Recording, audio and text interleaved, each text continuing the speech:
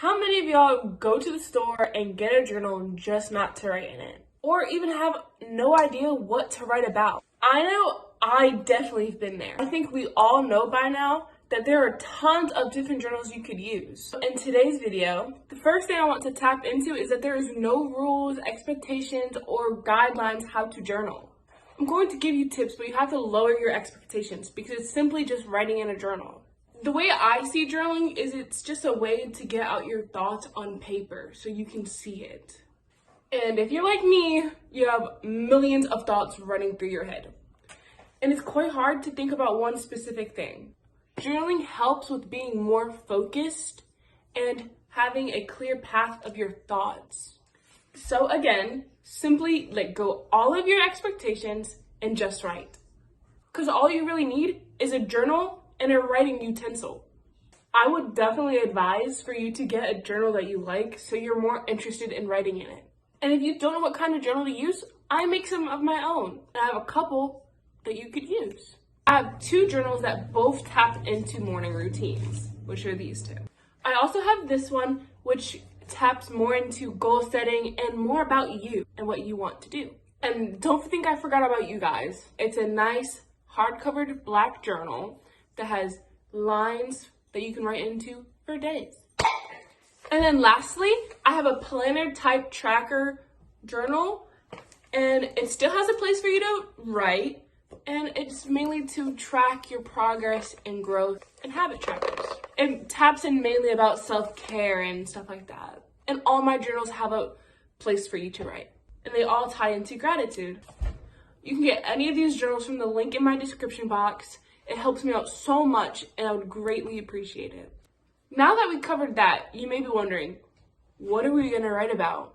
You probably already know what I'm about to say, is that you literally can write about anything. Honestly, it's whatever you're thinking or hinging onto in that moment that you need to let go of on paper. Or if you plan on going out with friends, talk about that.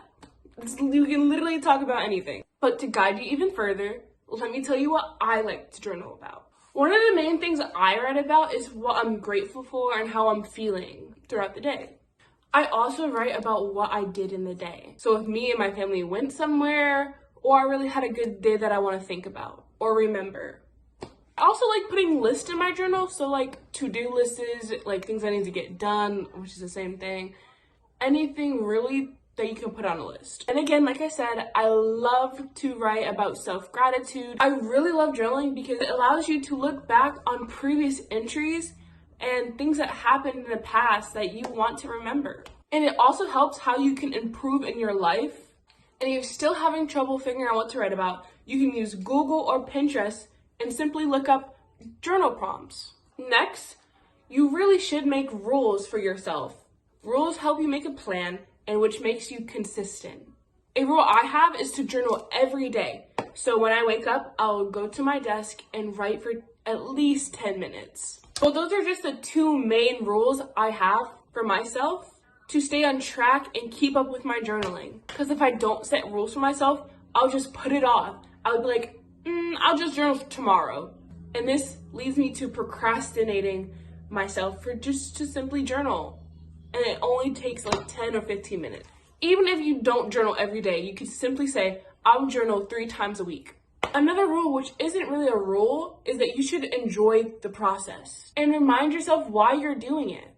Don't look at this as one thing that will change your life and when it doesn't stop, because it's not going to do. And that's why a lot of people stop journaling.